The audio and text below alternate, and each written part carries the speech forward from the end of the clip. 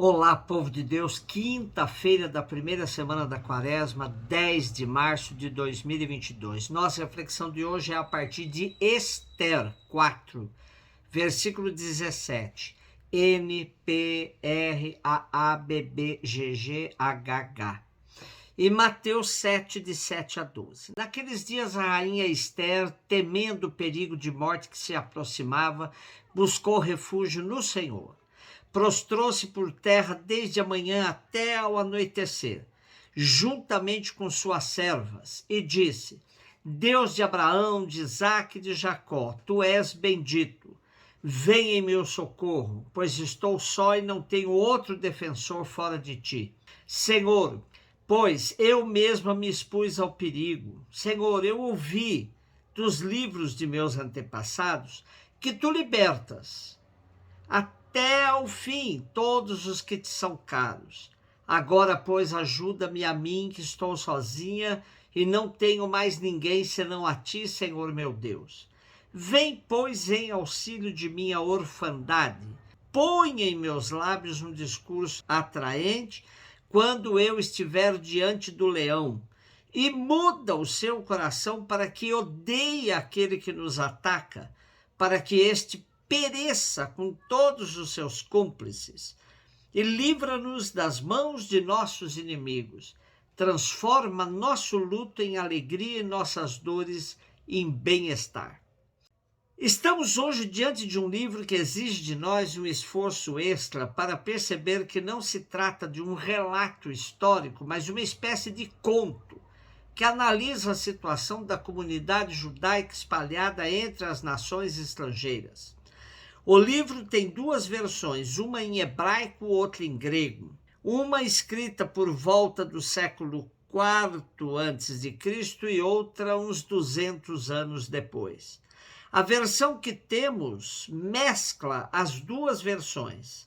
Esse conto tem como inspiração o evento do Êxodo, que agora serve como memória de resistência da comunidade judaica presente na Palestina e das demais dispersas pelo mundo.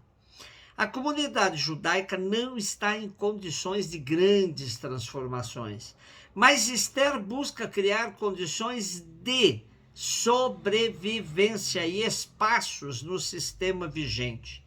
Ela tem como meta influenciar o poder, desmascarando o abuso dos privilegiados, reformulando em favor do povo a legislação e valorizando as celebrações populares. A oração de Ester, da qual temos um pedaço hoje, revela um modo muito concreto e existencial de orar. Esther se sente só, expressando o abandono e a opressão pela qual passa o povo judeu. Neste contexto, ela adquire consciência de que Deus é o supremo aliado e fonte da vida, que supera todos os sistemas humanos de poder. Na sua aflição, antes de se encontrar com o rei, ela pede a Deus: põe em meus lábios um discurso atraente quando eu estiver diante do leão, e muda o seu coração para que odeie aquele que nos ataca, para que este pereça com os seus cúmplices. Seguramente não temos o costume de fazer orações com tal concretude, tal força. Depois de Jesus, fomos ensinados a amar até mesmo nossos inimigos. Porém, amar o inimigo não significa ser conivente quando ele erra e oprime o povo. Amar um opressor é fazer de tudo para que ele deixe de ser opressor, mesmo que seja possível impedi-lo à força para que deixe a opressão. Sendo assim, Ester nos ajuda a pensar numa política que une transformações locais e nacionalistas a uma política global e mundial, onde a luta pela justiça ganhe espaços e os oprimidos da terra recuperem a esperança de viver. É assim que se torna possível, pouco a pouco, uma sociedade alternativa onde reine a justiça, a liberdade e a partilha. Mateus 7, de 7 a 12. Disse Jesus a seus discípulos: pedi e vos será dado, procurai e achareis, batei e a porta vos será aberta. Pois todo aquele que pede, recebe, quem procura, encontra, e a quem bate, a porta será aberta. Quem de vós dá ao filho uma pedra quando ele pede um pão? Ou lhe dá uma cobra quando ele pede peixe? Ora, se vós que sois maus sabeis dar coisas boas a vossos filhos, quanto mais vosso Pai que está nos céus dará coisas boas aos que lhe pedirem. Tudo quanto quereis que os outros vos façam, fazei também a eles. Nisto consiste a lei e os profetas.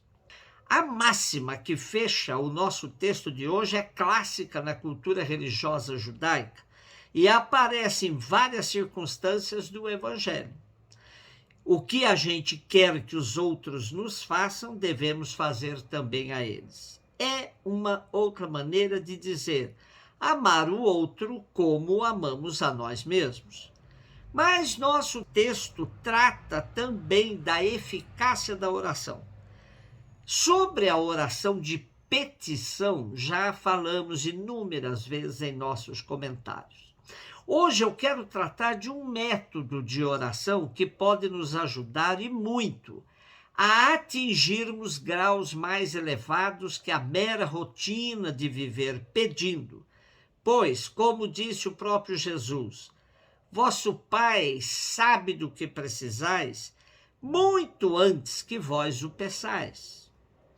Lendo um texto do místico Vittorio della Vergine, ele nos ajuda no como fazer de nossa prática de oração um caminho místico, que nos possibilite a experiência de Deus mais profunda em nossa vida.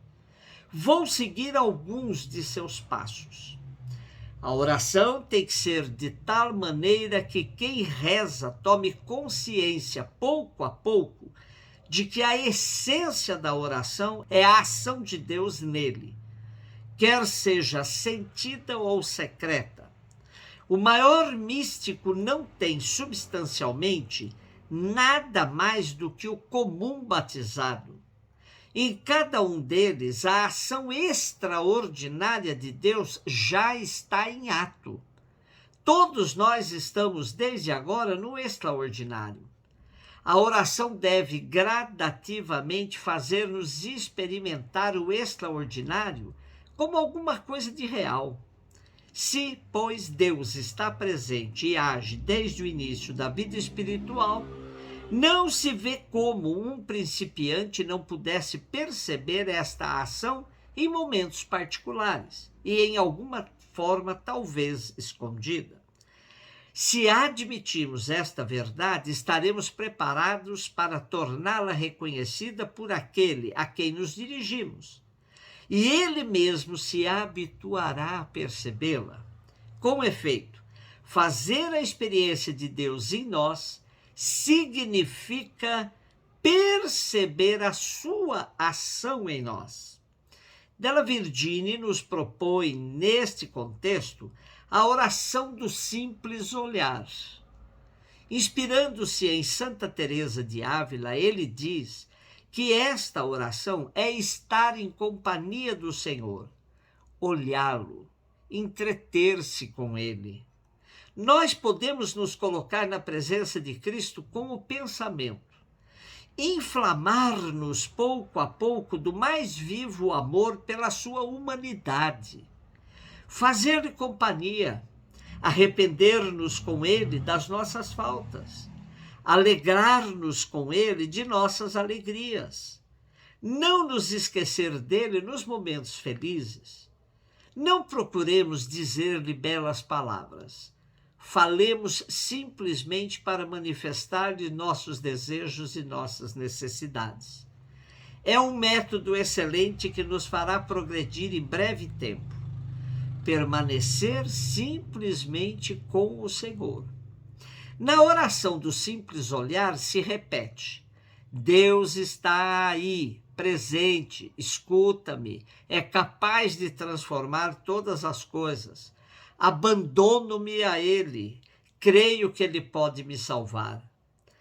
A fé não é um enunciado de fórmulas dogmáticas abstratas, mas uma relação em que, no diálogo, nos deixamos transformar por Deus.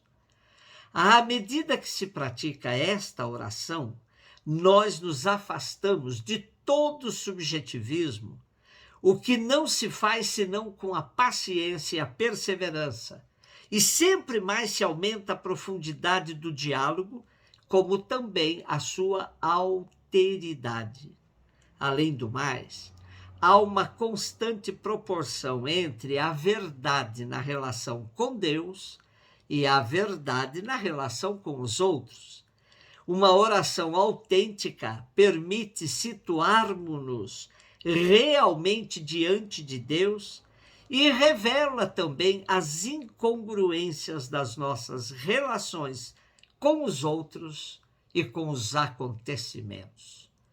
Um beijo no seu coração.